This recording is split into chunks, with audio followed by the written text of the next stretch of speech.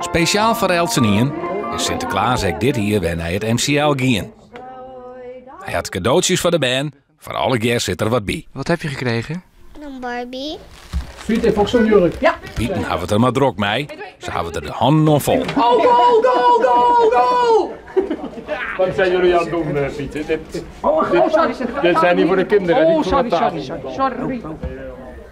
Jake had voor de Sint een kopje thee. Maar Sint had ook nog wat mee. Er komt een politieauto onder het papierdij. Wat vind je ervan?